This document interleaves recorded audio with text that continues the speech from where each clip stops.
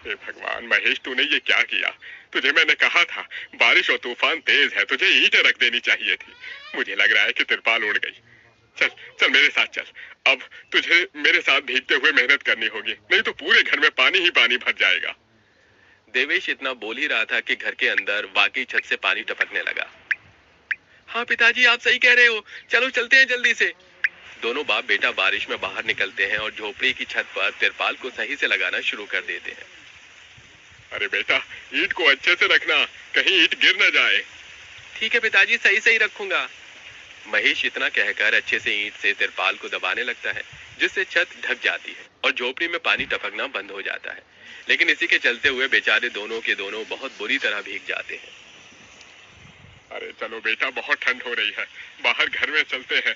चलो, बरसात में मौसम बिल्कुल ठंडा हो गया है। हाँ पिताजी, आपने बिल्कुल सही कहा, चलिए। जब दोनों बाप बेटा घर के अंदर आ जाते हैं तो मेघा उन्हें सूखा कपड़ा देती है और अपना शरीर पोंछने के लिए कहती है।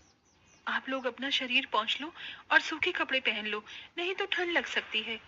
मेघा के दिए हुए कपड़े दोनों पहन लेते हैं। तभी बीमार शकुंतला बिस्तर पर पड़ी हुई मेघा से कहती है, अरे बेटी, तूने खाने के लिए कुछ बनाया नहीं? माँ, मैं बारिश के रुकने का इंतजार कर रही हूँ। घर के अंदर खाना कैसे बनाऊंगी? सारे में धुआं ही धुआं हो जाएगा। मेरी दवाई का समय हो गया है और मुझे भूख भी लग रही है। ठीक है माँ, मैं कुछ करती हूँ। मेघा अपने सिर पर एक सफेद कट्टा रखकर बारिश से बचते हुए बाहर से कुछ ईंटें लाकर घर के अंदर ही छोटा सा चूल्हा बना लेती है और उसी पर खाना बनाना शुरू करती है। अरे बेटी, पूरे घर में धुआं ही धुआं हो गया है। पिताजी, खाना बनाना भी तो बहुत जरूरी था। मेघा जैसे तैसे करके जल्दी जल्दी खाना बना लेती है। वो खाने में नमक मिर्च वाले चावल ही बना पाती है। माँ, माँ उठो, ये लोग खाना खा लो। शकुंतला मेघा के हाथों से खाना खाती है। शकुंतला के पूरे शरीर को पैरालाइज हुआ था, जिसके कारण ना तो वो हिल सकती थी और ना ही वो उठ सकती थी। मेरी प्यारी बेटी, इतनी कम उम्र में तेरे ऊपर कितनी जिम्मेदारी आ गई। हम गरीबों का कुछ नहीं हो सकता है।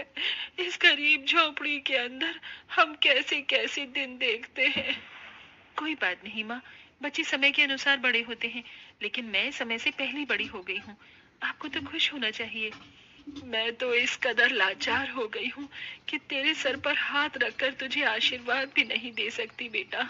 शकुंतला की आंखों से आंसू निकल रहे थे। मेघा उसके आंसू पोंछकर अपनी माँ को हौसला देती है, जिसके बाद वो अपने भाई और पिता के साथ बैठकर खाना खाती है। बारिश होती ही रहती है, लेकिन बारिश रुकने का नाम ही नहीं लेती।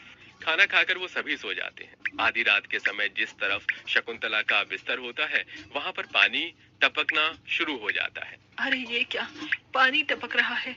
मेघा, मेघा, लगता है सो गई। अब मैं क्या करूं? ये पानी तो धीरे धीरे टपकता ही जा रहा है। शकुंतला रात भर अपने ऊपर टपकते हुए पानी को ऐसे ही झेलती रहती है, जिसकी वजह से सुबह तक उसके पूरे शरीर में बुखार फैल जाता है।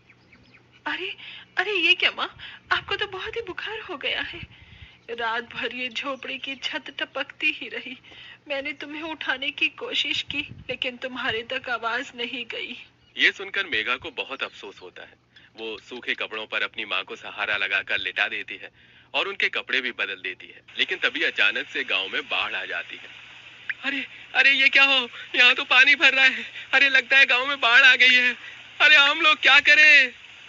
अरे बेटा महेश, अरे भाई, अपनी माँ को कंधे पर उठा, नहीं तो हम सभी बह जाएंगे। अरे पानी में कोई जुगाड़ करता हूँ बेटा। देवेश फौरन घर के बाहर जाता है। जहां वो आसपास देखता है, उसे एक रेडी दिखाई देती है। देवेश उसे लेकर आता है, जिस पर शकुंतला को लिटा देता है।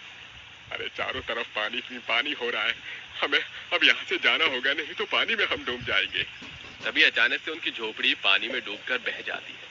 हमारी छो बाबा, आप रुक जाइए, मौसम बहुत ज्यादा खराब है।